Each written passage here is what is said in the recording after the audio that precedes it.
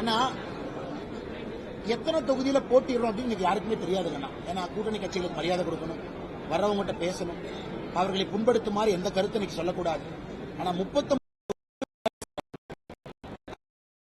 போகும் பொழுது எங்களுடைய தொண்டர்கள் அங்க இருக்கக்கூடிய கன்வீனர்ஸ் எல்லாம் முழுமையாக அவர்கள் பின்னால் சென்று விடுவார்கள், அவர்களை வெற்றி பெற செய்வதற்கு. இன்னைக்கு 39 தொகுதியிலையும் ஏற்றம் தாழ்வு பார்க்காம எல்லா இடத்துலயும் வேலை செய்யணும்.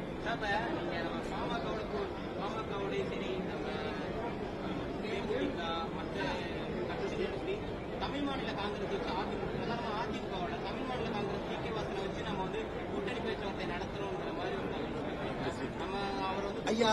ஐயா ஜி.கே. வாசன் அண்ணன் எங்கிட்டையும் பேசுறாரு, எங்கிட்டையும் தொலைபேசியில பேசுறாரு, நேத்து எங்கிட்ட பேசினாரு. ஜி.கே. வாசன் அண்ணாவுடைய கட்சி நண்பர்கள் எல்லா யாத்திரையிலும் பங்கேற்கிறாங்க. நேற்று இருந்தாங்க, முந்தானத்து இருந்தாங்க, எல்லா இடத்துலயும். அதே போல எல்லா கட்சிகளும் பேசிட்டு தான் இருக்காங்க. ஆனா ஒரு விஷயத்தை புரிந்து கொள்ள வேண்டும், பாரதிய ஜனதா கட்சி யாரையும் போய் பேசுங்கன்னா நம்ம சொல்லுங்க, நாம நம்ம வேலையை செய்யறோம்.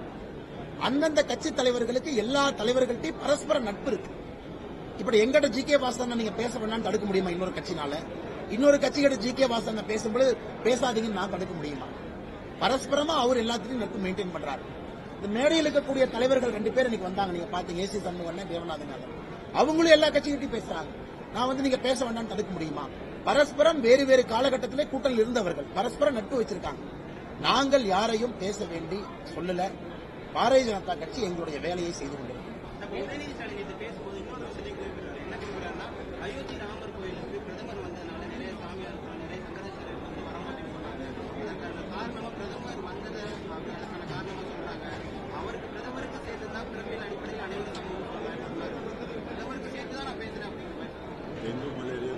இது எந்த அளவுக்கு இவருடைய புரிதல் மோசமா இருக்கு, எந்த அளவுக்கு கற்றல் அறிவு குறைந்தவர்கள் இன்னைக்கு திமுக இருக்காங்க அப்படிங்கறதுக்கு உதயநிதி ஸ்டாலின் ஒரு உதாரணம்.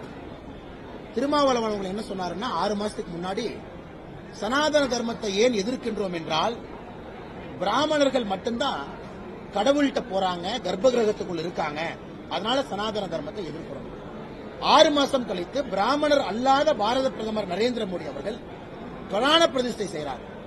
இதற்கு திருமாவளவன் அவர்கள் சொல்றாங்க, இதையும் நாங்க எதிர்க்கிறோம். பிரதமருக்கு அங்க என்ன வேலை? அங்க சங்கராச்சாரியா தான் இருக்கணும், அந்த யாரு பிராண பிரதிஷ்டை பண்ண அவங்க தான் இருக்கணும், பிரதமர் போய் சேர்ல தான் உட்காரணும். இதை கேட்டு அலுவலகா சிரிக்கிறதான்னு தெரியல.